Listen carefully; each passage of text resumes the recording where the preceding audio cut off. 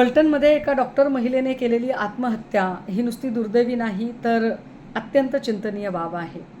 कामाच्या ठिकाणी शासकीय स्तरावर महिलांचं अशा पद्धतीने त्यांना मेंटली टॉर्चर होणं किंवा असॉल्ट केलं जाणं या संबंधाने खरं तर पूर्वप्रतिबंधात्मक कायदे अधिक कठोर करण्याची गरज आहे. प्रश्न फक्त बदने किंवा बनकरसारख्या पोलीस अधिकाऱ्यांना कारवाई करण्याचा नाही आहे.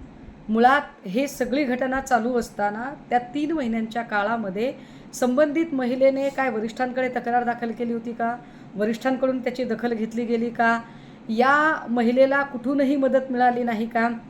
कायदा सुव्यवस्थेची बूज राखण्याची जबाबदारी ज्यांच्यावर आहे, जे कायद्याचे रक्षक आहेत, तेच जर भक्षक होणार असतील तर दाद कुणाकडे मागायची?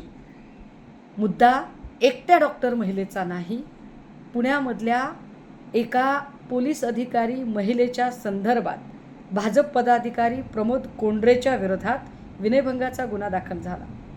परंतु पोलीस अधिकारी महिलेने स्वतःसाठी स्वतः घेतलेला स्टँड हा आयुक्त अमितेश कुमारांना किती पटला?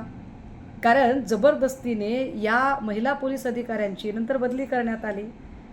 जर महिलांना सुरक्षितपणे काम करता येत नसेल तर तुमच्या नुसत्या लाडक्या बहीणच्या पोस्टरबाजीने काय होईल? हा खरा चिंतनाचा मुद्दा आहे.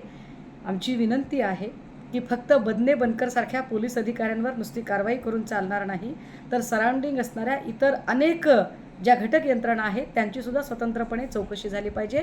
या संपूर्ण प्रकरणाची SIT चौकशी व्हावी अशी आमची ठाम मागणी आहे.